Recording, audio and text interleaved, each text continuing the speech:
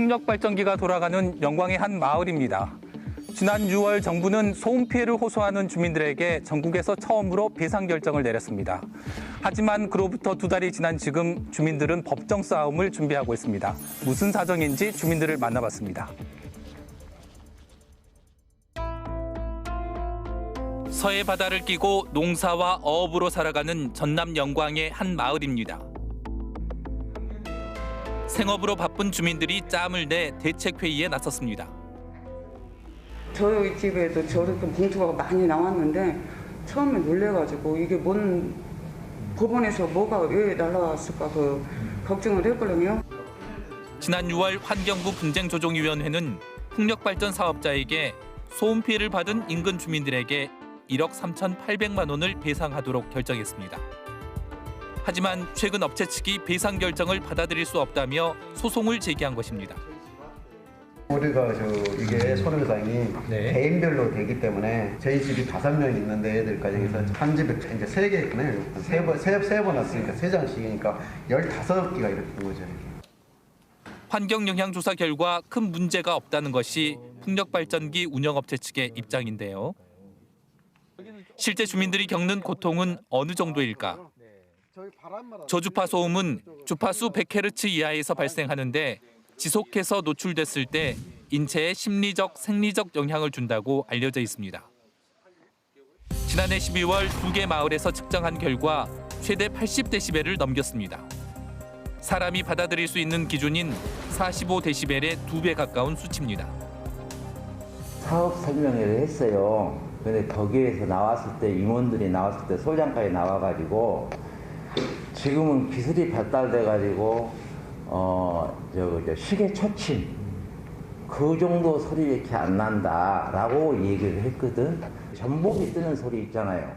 그 정도 소리가 납니다. 더욱이 풍력발전기와 마을 사이에 1.5km 거리를 두는 것이 환경부의 권고 기준이지만 이곳은 500m밖에 떨어져 있지 않습니다. 주변 민가에서 충분한 이격거리를 확보해 그 피해를 최소화해야 하지만 이를 위반한 것입니다. 그 결과 전국에서 처음으로 배상 결정이 내려졌지만 업체 측은 법적인 판단을 받겠다는 입장입니다. 종종 업계에 미치는 영향도 크잖아요. 법적으로 최종적으로 확정된 것은 또 아닌데 환경부에서 어차피 이제 권고 사항인데 그 결과로 해서 이제 그 영향력을 이게 상당히 크잖아요. 그에 대해서 이제 법원에서 정식으로 이제 그 뭐 소음 피해 내용이라든지 이런 것을 한번 판단을 받아보고자 하는 거죠. 법적 공방으로 이어진 풍력발전기 소음 분쟁. 주민들은 소음 피해가 없던 시절로 돌아가고 싶다고 말합니다. 비행기 지나가는 소리 같아 윙윙 이런 식으로 들려요. 근데 안에 들어가도 그 소리가 들려요. 그래서 지금 현재 저도 신경 안전제를 먹고 있거든요. 저 소리 때문에 보상이 문제가 아니라 옛날이 그리웠던 것 같아요. 그 당시에는 그런 소음 소리가 전혀 안 들렸기 때문에 마음이 편하고 차라리 보상 안 해주고라도 뽑아갔으면 좋겠어요. 어렵게 이끌어낸 첫 배상 사례. 주민들은 자신들과 같은 고통에서 살아가는 또 다른 피해자들을 위해서라도 반드시 의미 있는 선례를 남기겠다는 입장입니다.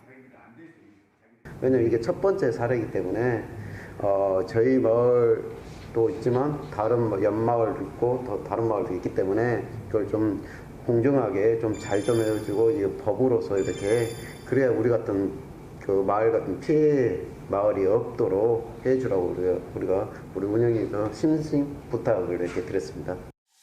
친환경 대체 에너지로 주목받는 풍력발전. 하지만 그 그늘에는 하루하루를 고통 속에 살아야 하는 사람들이 있습니다. 과연 진정한 친환경은 무엇일까요? 풍력발전 사업의 환경 영향과 사업성 재평가가 필요하다는 지적이 나오는 이유입니다. 찾아가는 K였습니다.